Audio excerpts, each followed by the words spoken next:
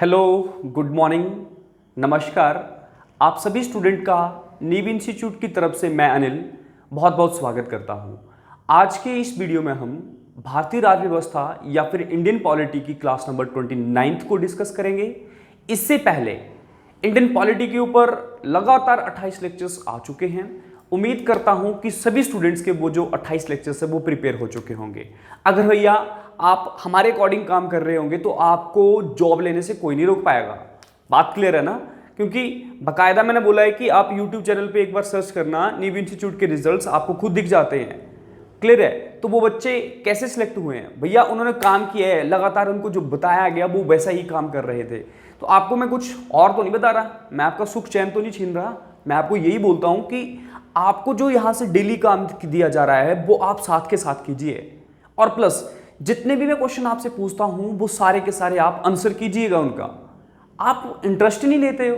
वैसे तो बहुत सारे ले रहे हैं, अब तो बहुत सारे स्टूडेंट्स जो जाग चुके हैं, पर कुछ एक हैं जो इंटरेस्ट नहीं लेते इन चीज़ों में कि नहीं क्वेश्चन पूछा है तो उसका आंसर ना करना। भैया ऐसा मत सोचो। शर्म जो आप फील करते हो कि नहीं भाई मैं आंसर करूंगा तो इससे मेरे को लोग देखेंगे, कोई किसी को नहीं देखता है। बात क्लियर है ना?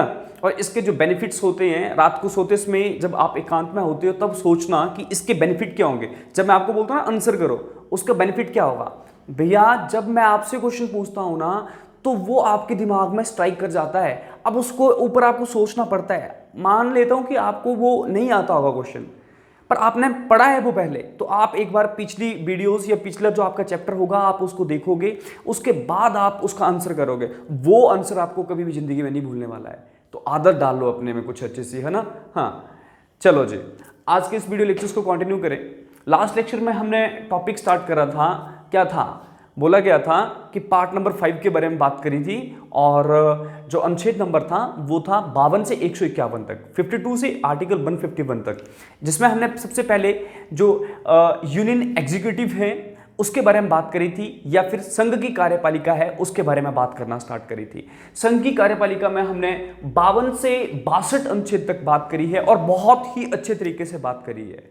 क्लियर है? वो मैं डेफिनेटली आपको बोलता हूं कि भाई वहां से जो क्वेश्चंस बनेंगे ना वो इस तरह से देखने को मिलते हैं कि आप कोई भी एग्जाम दे दो, चाहे आप क्लर्क बन लो, चाहे अलाइड सर्विसेज का एग्जाम दे दो, चाहे आप स्टेट पीएससी एचएएस जैसा एग्जाम दे दो, वहां पे भैया ये क्वेश्चंस पूछे जाते हैं, पक्के डेफिनेटली है।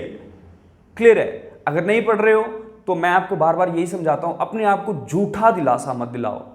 आज तक हमने अपने आप से खिलवाड़ किया है कि नहीं भाई हाँ सब हो रहा है, चल रहा है, चलने दिया, पर अब मत करो उस चीज़ को। करोगे तो जिंदगी भर पछताओगे।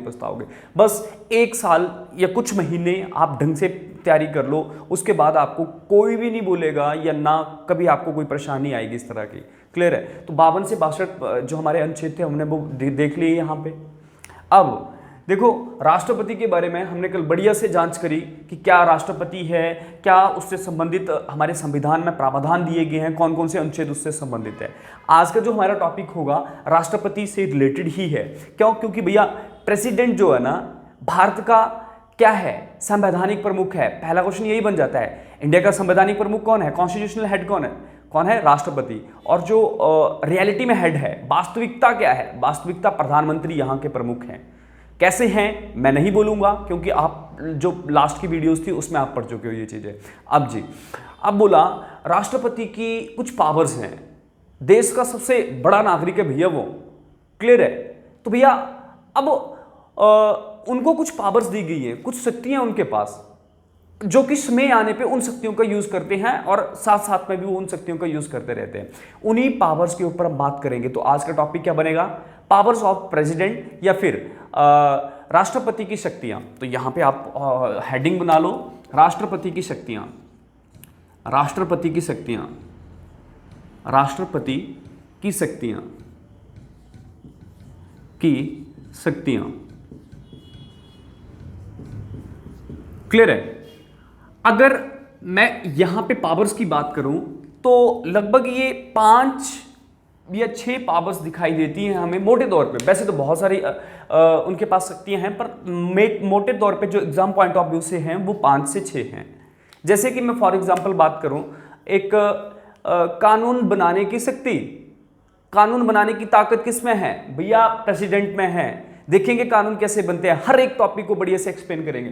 नंबर 2 पे जो नियुक्तियां हैं, जो अपॉइंटमेंट होती हैं, अपॉइंटमेंट की जो पावर्स है वो प्रेसिडेंट के पास है। देखेंगे कौन कौन सी अपॉइंटमेंट वो करता है। फॉर एग्जाम्पल मैं आपसे क्वेश्चन पूछता हूं कि पेपर में कैसे क्वेश्चन पूछा गया है, वही मैं आपसे पूछ रहा हूं। बोला गया जो राज्य लोक सेवा आयोग है ना, उसके अध्यक्ष को कौन चुनता है। जैसे आपके पास एक लोक सेवा आयोग है ना, संघ लोक सेवा आयोग है, जो कि आपके पास कहलाता है यूपीएससी। उसी तरह से स्टेट पीएससी की बात होती है, राज्य लोक सेवा आयोग की बात करी जाती है। क्लियर है। तो भैया यहां पे इस तरह के क्वेश्चंस बनेंगे, तो वो हमें टॉपिक बढ़िया से समझने, ऐसे नहीं कि जल्दी जल्दी खत्म कर देना है। नेक्स्ट नंबर 3 पे आप आपातकालीन शक्तियां, इमरजेंसी पावर्स की बात करी जाती है, वो हमें देखने पड़ेंगे। उसके बाद एक तरह से उनके पास स्पेशल पावर्स कुछ और उनके पास रहती हैं, जो कि किसी की सलाह से उनका यूज नहीं करते हैं। मतलब इंडिपेंडेंटली जिन पावर्स का वो यूज करते हैं, वो पावर्स हम यहां पे देखेंगे। तो इसी तरह से हम पूरे टॉपिक को खत्म करेंगे, पर एक एक करके एक जैसे फॉर एग्जांपल मैं अभी फॉर एग्जांपल ये एग्जांपल क्या सही में मैं यहां पे कौन सी शक्ति को डिस्कस कर रहा हूं राष्ट्रपति की, वो है नियुक्ति से संबंधित शक्तियां। नियुक्ति से संबंधित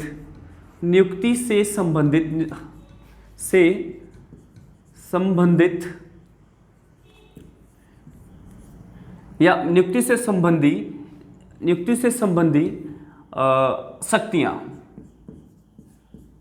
क्लियर है। क्या मतलब हुआ इसका? बोला अपॉइंटमेंट से रिलेटेड पावर्स किसकी? राष्ट्रपति की। नियुक्ति को क्या बोला जाता है? अपॉइंटमेंट से रिलेटेड पावर्स। अब जी ये अपॉइंटमेंट क्या है? ये अपॉइंटमेंट क्या है? नियुक्ति की बात हो रही है ये, है ना। शपथ अलग चीज है, एक अपॉइंटमेंट अलग चीज है। जब आप जॉब में जाते हो ना, जॉब फॉर एग्जांपल आपने यहाँ पे पढ़ाई करी, अब आपका सिलेक्शन हो चुका है, अब जॉब के लिए जा रहे हो, आपकी अपॉइंटमेंट होगी पहले, बोलते ना कि मेरी अपॉइंटमेंट है। तो उसी तरह से कुछ अपॉइंटमेंट जो है वो केवल और केवल प्रेसिडेंट ही कर सकता है। बात क्लियर है। तो वही पेपर में क्वेश्चन पूछा जाता है कि कौन सी अपॉइंटमेंट राष्ट्रपति के द्वारा की जाती है। तो सबसे पहले आप यहां पे देखना, बोला जाता है कि प्रधानमंत्री, भाई देखो कितनी बड़ी बात है ना, प्रधानमंत्री प्राइम मिनिस्टर की बात हो रही है यहां पे। प्रधानमंत्री की जो नियुक्ति है वो किसके द्वारा की जाती है? वो आपके पास है, नाम है, बोला गया राष्ट्रपति। बात क्लियर हो रही है ना। उसके बाद बोला जाता है कि जो एक मंत्री परिषद होता है, मंत्री परिषद के अन्य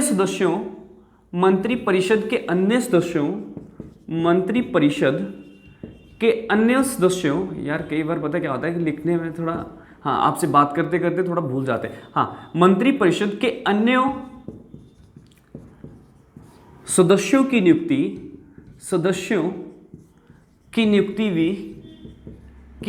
भी कौन करेगा भैया? बोलो, राष्ट्रपति। अब इस पूरे टॉपिक को बढ़िया से समझ लेते हैं। वैसे अगर मैं इसको ऐसे छोड़ दूं ना लिख के, तो भैया बहुत सारे यूट्यूब चैनल्स हैं वो वैसे ही बता देते हैं, आपकी बुक्स जो वो भी वैसे ही लिख के बता देती है, पर हमारा काम है इनको बढ़िया से समझना। देखो जी, जब प्रधानमंत्री की बात करेंगे, प्रधानमंत्री कैसे आते हैं? पहले तो देखो, प्रधानमंत्री बनने के लिए क्या करना पड़ता है? लोकसभा का इलेक्शंस एक तरह से जीतना पड़ता है। ये लोकसभा में उसको जीतना पड़ता है ना।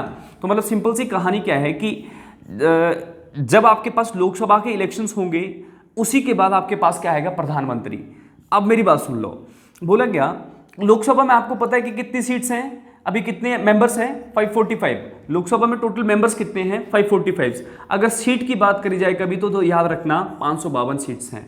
बढ़िया से डिस्कस करेंगे कि क्या कहानी है ये, पर अभी के लिए आप ये समझो थोड़ा सा प्रधानमंत्री के बारे में। 545 सीट्स हैं।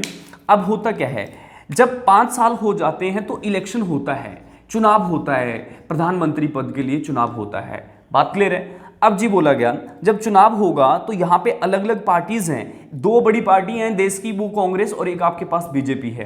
क्लियर है। उसके बाद अदर पार्टीज चल पड़ती हैं, है ना। और आपके पास यहाँ पे अदर पार्टीज, बस 3 पार्टी रख लो, अदर पार्टीज में आम आदमी, जितनी भी आपके पास पार्टीज है वो आ जाएंगी। बहुजन समाज पार्टी, जो भी आप रखना चाहोगे वो सारी इसमें आ जाएगी।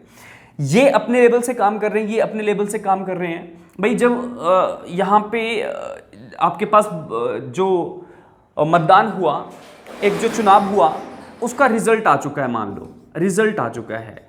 रिजल्ट में क्या हुआ, देखा गया कि ये जो आपके पास कांग्रेस है, कांग्रेस को लगभग 200 सीटें मिली हैं। क्लियर है?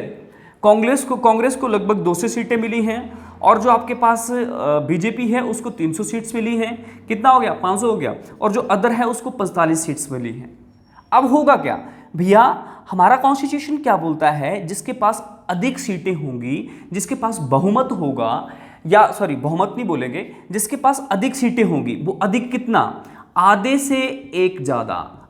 एन का मतलब है टोटल, टोटल मतलब कुल से एक ज्यादा। क्लियर है?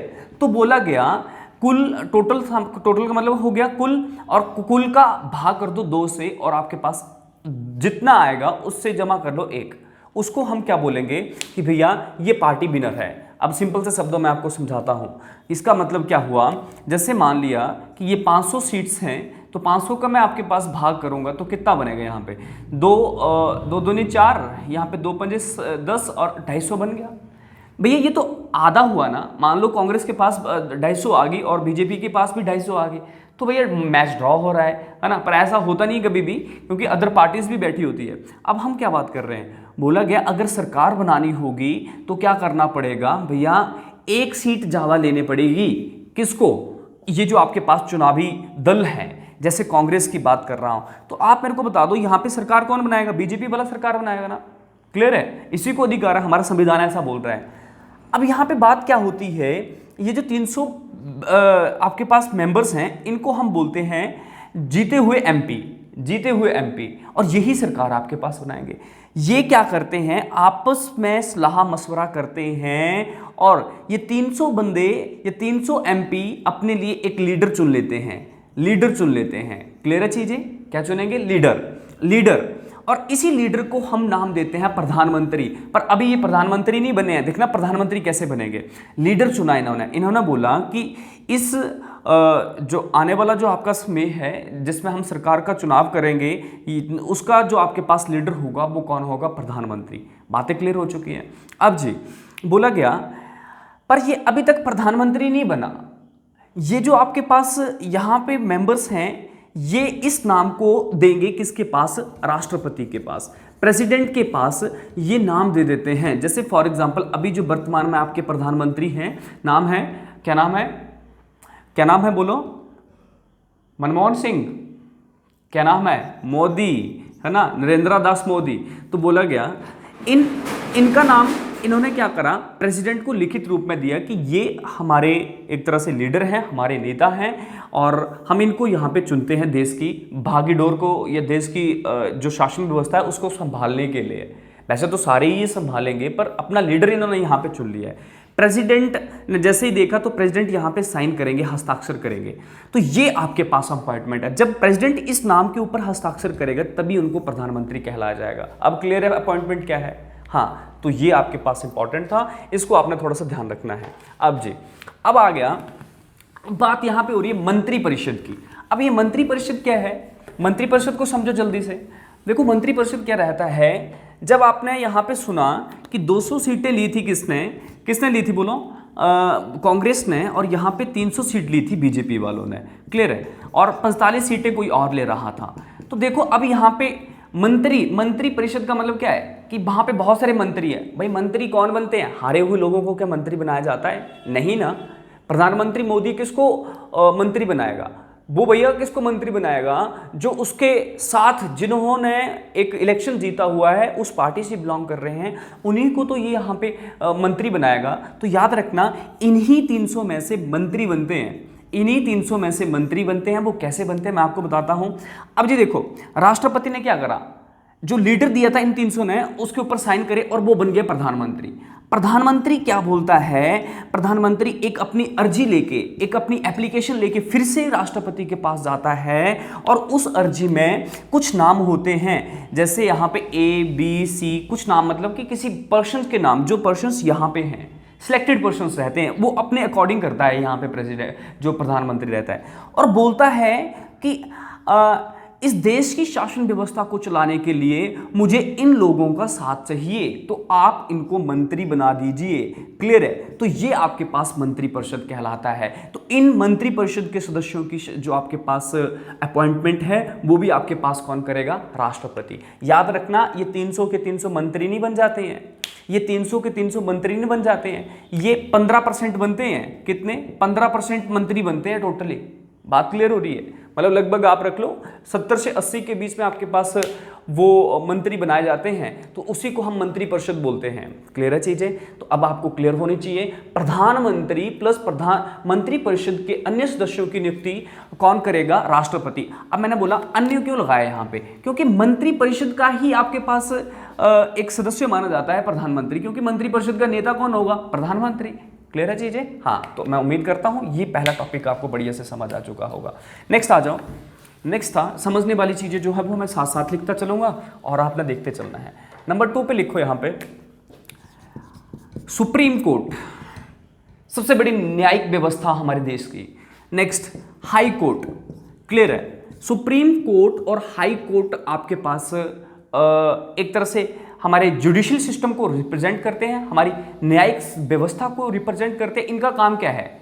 इनका काम ये है, ये देखेंगे कि इस देश में जो कामकाज हो रहा है वो सही तरीके से हो रहा है या नहीं। एक तरह से इन्वेस्टिगेशन करना, एक तरह से जांच करना उस चीज़ की। अगर गलत होगा तो उस चीज़ को ये क्या करेंगे? एक तरह से उसके ऊपर पेनल्टी लगाएंगे, और जो भी कॉन्स्टिट्यूशन के हिसाब से लॉ एंड ऑर्डर्स होंगे उनके ऊपर लगाए जाएंगे। अब बोला गया सुप्रीम कोर्ट कितने हैं? सुप्रीम कोर्ट कितने बोलो मेरे को? भाई एक ही ये दिल्ली में है वो, है ना। अगर हाई कोर्ट की बात करूं तो ये बोला जाता है अलग अलग राज्यों के अपने हैं। क्लियर है? बात क्लियर है ये चीजें? जब सुप्रीम कोर्ट और हाई कोर्ट को पढ़ेंगे तब आपको बढ़िया से समझ आ जाएगा। अभी के लिए इतना लिख लो कि सुप्रीम कोर्ट और हाई कोर्ट के जो चीफ जस्टिस रहते हैं, चीफ जस्टिस, अब आपको ये दिक्कत आएगी, चीफ जस्टिस क्या होता है? मुख्य न्यायाधीश, जिसको आप हिंदी में बोलते हो मुख्य न्यायाधीश। क्लियर है? मुख्य न्यायाधीश की बात करी जाती है। अब जी ये मुख्य न्यायाधीश कौन होता है? बोला गया, मैं अगर सुप्रीम कोर्ट के मुख्य न्यायाधीश की बात करूं तो वो कौन होगा?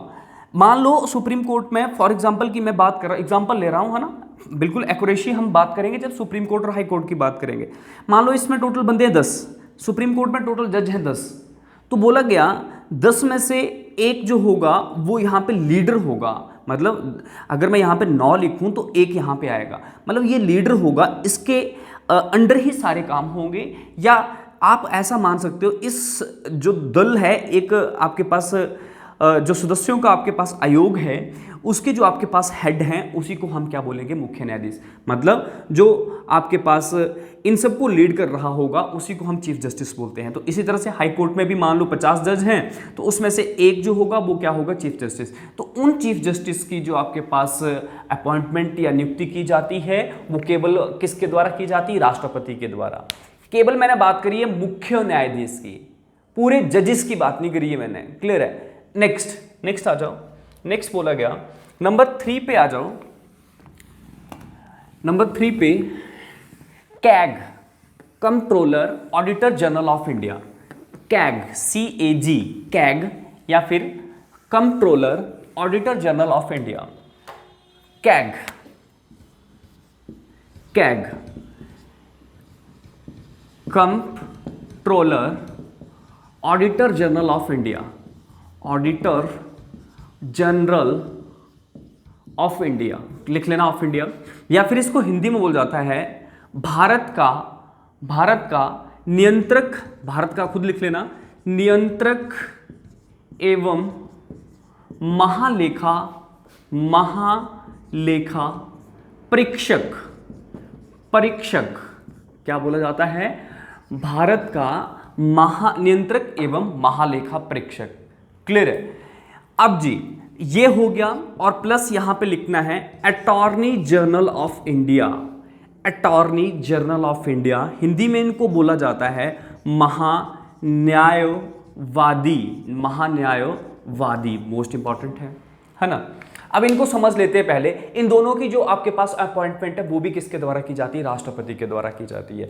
एक controller auditor general of India कौन होता है भाई? ऑडिट का मतलब समझ लो, इसको पकड़ना है आपने, इसको छोड़ दो, ये जो कंट्रोलर लिखा है ना इसको छोड़ दो, है ना। यहाँ पे महालेखा की बात कर लो, जहाँ पे आपके पास महालेखा आ जाता है ना, इसका मतलब होता है हिसाब किताब करना, ऑडिट करना, हिसाब किताब करना ही आपके पास क्या मतलब होता है? ऑडिट का मतलब होता है। तो बोला गया इस देश का जो पैसा है, मतलब हम लोगों का जो पैसा है, उसका हिसाब किताब कौन रखता है? वो controller auditor general of India होता है। मैं आपको सीधी सी बात एक चीज और बताऊंगा पते की, अभी हम आगे पढ़ेंगे इन सारी चीजों को, पर थोड़ा सा इस टॉपिक को कैसे समझा जाए वो आपको दिक्कत ना आए, इसलिए मैं आपको ये चीज लिखवा रहा हूं। एक अनुच्छेद नंबर 266 है और एक आपके पास अनुच्छेद नंबर 267 है। ये आपके पास एक कॉन्सिलेटेड फंड और कॉन्टिजेंसी फंड की बात करता है। एक संचित निधि और एक आकस्मिकता निधि की बात होती है। संचित और एक आकस्मिकता निधि की बात होती है। क्लियर है? ये क्या है? एक तरह से अकाउंट है, मान लो ये अकाउंट है जहां पे हमारा पैसा होता है, जहां पे जो हम टैक्स पे करते हैं ना, हम प्रॉपर्टी टैक्स दे रहे हैं, हाउस टैक्स दे रहे हैं, वो सारे जो हमारे इकट्ठे होते हैं वो संचित निधि में इकट्ठे होते हैं। मेरी बात क्लियर है ना? क्लियर है? तो अब ये क्या बोल रहा है कि इस पैसे में कैसा यूज हो रहा है, इस पैसे का कैसा यूज हो रहा है, सही हो रहा है, ये गलत हो रहा है, वही ऑडिटर जनरल ऑफ इंडिया देखता है। और इसकी जो नियुक्ति है वो केवल किसके द्वारा की जाती है? राष्ट्रपति के द्वारा की जाती है। पेपर में यही चीजें पूछी जाएगी। क्लियर है? मैंने आपसे क्वेश्चन पूछा था कल, मैंने पूछा था किस अनुच्छेद के तहत जो वेतन भत्ते हैं उनकी बात करी गई है, या मैंने क्या बोला था? अनुच्छेद नहीं, अनुसूचियां।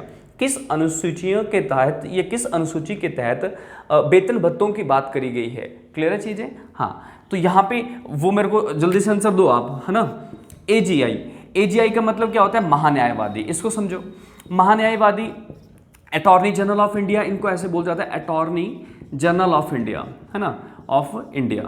भाई इनको ना भारत सरकार का प्रथम कानूनी अधिकारी बोला जाता है, कानूनी अधिकारी बोला जाता है। बात क्लियर है? इसका मतलब क्या हुआ कि जो भारत सरकार है, भारत सरकार का जो फर्स्ट लॉमैन होता है या कानूनी अधिकारी होता है, वो आपके पास कौन होगा? महान्यायवादी। इनका काम क्या होता है कि जब भी गवर्नमेंट को कोई कानून से संबंधित कोई जानकारी चाहिए हो, या आप मान सकते हो लॉ एंड ऑर्डर्स को देखना हो कहीं का, तो वो आपके पास किसको काम देंगे? महान्यायवादी को। क्लियर है चीजें? और यही महान्यायवादी हैं जिनको हर जगह बैठने की एक तरह से इजाज़त दी जाती है। जैसे फॉर एग्जांपल पूछा जाता है ऐसा कौन सा अधिकारी है जिसे हर जगह बैठने की इजाज़त है? हर जगह का मतलब क्या? जैसे वो लोकसभा में भी रिप्रेजेंट कर सकते हैं लोकसभा को, राज्यसभा में भी बैठ सकते हैं। वैसे तो लोकसभा और राज्यसभा में कौन बैठ सकता है? जो वहाँ के एमपी होते हैं, वहाँ के मेंबर ही, पर ये हर जगह बैठ सकता है। सुप्रीम कोर्ट में भी ये जजिस की जो वहाँ की जो एक सभा चल रही है उसमें पार्टिसिपेट हो सकते हैं, इनको कोई मना नहीं कर सकता। ये भारत सरकार के प्रथम कानूनी अधिकारी होते हैं, इनकी अपॉइंटमेंट भी राष्ट्रपति के द्वारा की जाती है। इतनी चीज़ें क्लियर हो रही है? नेक्स्ट यहाँ पे आ जाओ। बोला गया जो आपके पास गवर्नर रहते हैं ना, राज्यपाल, हर राज्य में, हर स्टेट में गवर्नर होगा ना। क्लियर है? तो बोला जाता है इनकी अपॉइंटमेंट भी कौन करता है? राष्ट्रपति करता है। ये मोस्ट इंपॉर्टेंट क्वेश्चन बनता है वैसे गवर्नर वाला। क्यों? बोला जाता है कि राष्ट्रपति के लिए ना कोई चुनावी प्रक्रिया नहीं है, और जब राष्ट्रपति चाहेगा तो इनको वो हटा भी सकता है। क्लियर है? हाँ, तो याद रखना गवर्नर की जो अपॉइंटमेंट है वो भी कौन करता है? राष्ट्रपति करता है। प्लस अब देखो, मैं यहाँ पे लिखूं तो हमारे टोटल कितनी स्टेट्स हैं अभी? 28। और कितनी केंद्र शासित प्रदेश हैं? 8। क्लियर है? केंद्र शासित प्रदेशों में कितने में विधानसभा है? जल्दी बोलो जरा। विधानसभा है, तो याद रखना केवल 2 केंद्र शासित प्रदेशों में विधानसभा है। एक आपके पास है दिल्ली और एक आपके पास है पुदुचेरी, पुदुचेरी, जिसको आप पौंडीचेरी बोलते थे पहले, अब इसका नाम चेंज हो गया पुदुचेरी। क्लियर है? तो यही आपके पास 2 केंद्र शासित प्रदेश है जहां पे विधानसभा है। जहां पे विधानसभा होती है ना, बात क्लियर है, वहां पे आपके पास कौन होता है? गवर्नर। बात क्लियर हो चुकी है? तो मैं यहां पे ये बोलना चाह रहा हूं, तो 6 तो आपके पास ऐसे केंद्र शासित प्रदेश है जहां पे विधानसभा है ही नहीं, जहां पे विधानसभा नहीं है। क्लियर है?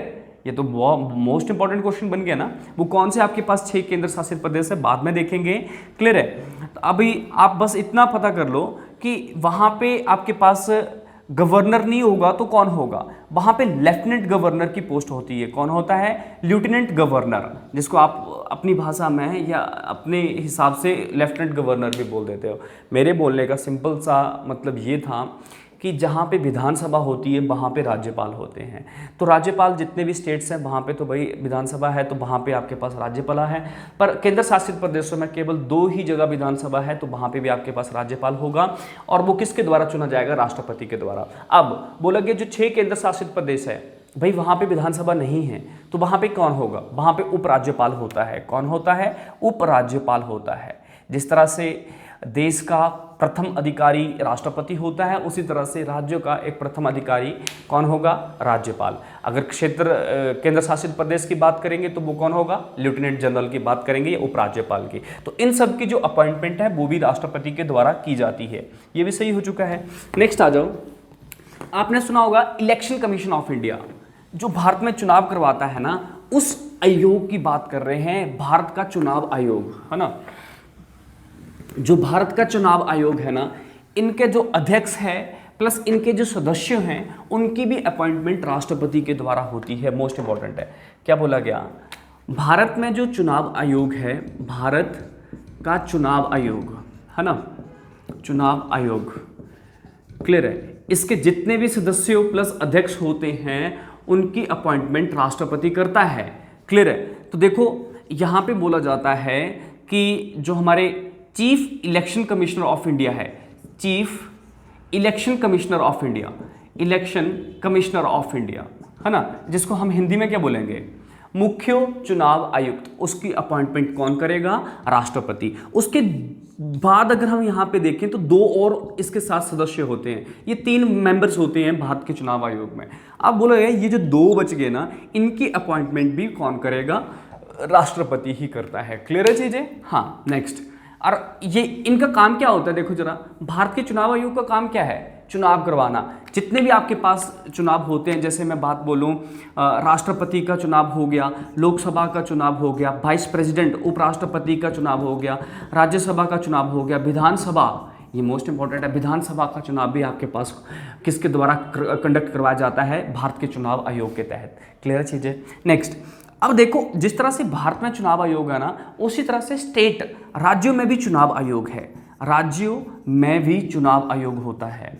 क्लियर है? भी चुनाव आयोग होता है। अगर आपको कुछ समझ नहीं जा रहा है तो मान लो एक ऐसी संस्था जो कि चुनाव करवाती है, एक तरह से आपके पास पूरे जो भारत के लिए चुनाव आयोग है उसको हम क्या बोलेंगे? Election commission of India. जो स्टेट के लिए चुनाव आयोग है, state election commission of India. भैया इसके जो हेड हैं, इसकी भी आपके पास जो अपॉइंटमेंट है वो किसके द्वारा की जाती है? वो करी जाती है राष्ट्रपति के द्वारा। अब आपके दिमाग में ये आ रहा होगा भाई राज्यों में जो आपके पास चुनाव आयोग है उसका काम क्या होता है? अगर मैं इसके काम की बात करूं, वो आपके पास है जो प्रधान, पंच प्रधान बनते हैं, उनके इलेक्शन जो कंडक्ट होते हैं, मतलब एक तरह से पंचायतों के जो इलेक्शंस होते हैं, फिर नगर पालिका नगर परिषद के जो इलेक्शंस होते हैं, वो सारे किसके द्वारा कंडक्ट करवाए जाते हैं? वो आपके पास है राज्य चुनाव आयोग। ये सही हो चुका है। नेक्स्ट आ जाओ जल्दी से, टाइम थोड़ा ज़्यादा हो रहा है टॉपिक के ऊपर, है ना। टाइम से आपको मतलब नहीं होना चाहिए, चीज़ें समझ आनी चाहिए। नेक्स्ट आ जाओ। बोला गया यूपीएससी क्या मतलब हुआ उसका? यूनियन पब्लिक सर्विस कमीशन या संघ लोक सेवा आयोग। अगर मैं इसकी बात करूं तो इसके जो हेड हैं, इसके अध्यक्ष जो हैं, उनकी नियुक्ति प्लस अन्य सदस्यों की नियुक्ति भी किसके द्वारा की जाती है? राष्ट्रपति के द्वारा की जाती है। बोल जाता है राष्ट्रपति बहुत सारे आयोगों की नियुक्ति करता है, आयोगों की नियुक्ति करता है। ये आयोग क्या है? कमीशंस होते हैं भैया, किसी डिपार्टमेंट को एक तरीके से चलाने के लिए या उस डिपार्टमेंट को सही से रन करने के लिए आपके पास अलग अलग कमीशंस बनाए जाते हैं।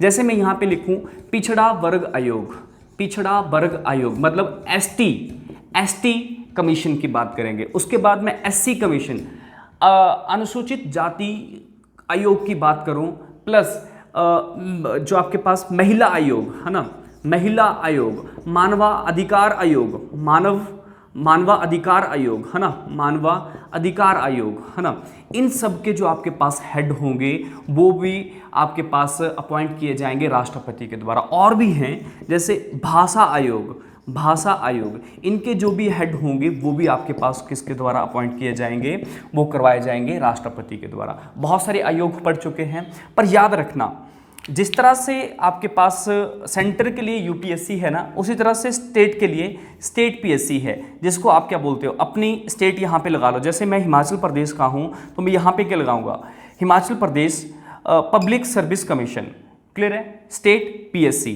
क्लियर है, Himachal Pradesh public service commission, clear है।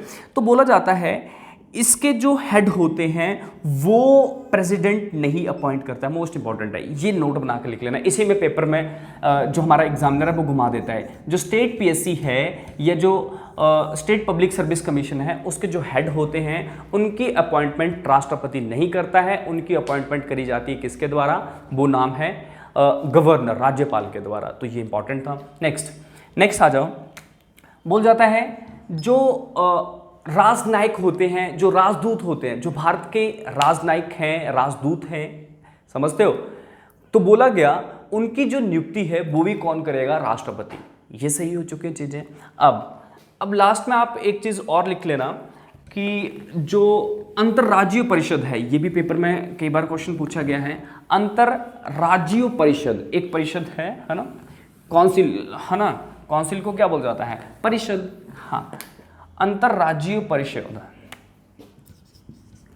अंतर्राज्यीय परिषद, ये इंपॉर्टेंट है भाई। मैं वही चीज़ें लिखवा रहा हूँ जो आज तक पेपर में पूछी गई हैं, और वैसे भी हम सारी चीज़ों को वैसे कंप्लीट करते हैं।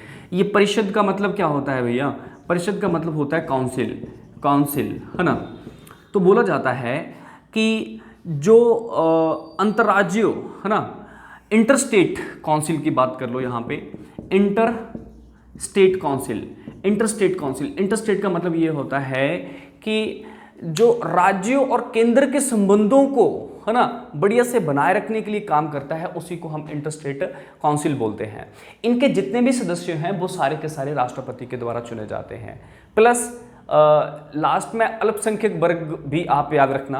अल्पसंख्यक वर्ग का मतलब होता है minority commission, minority commission, minority commission.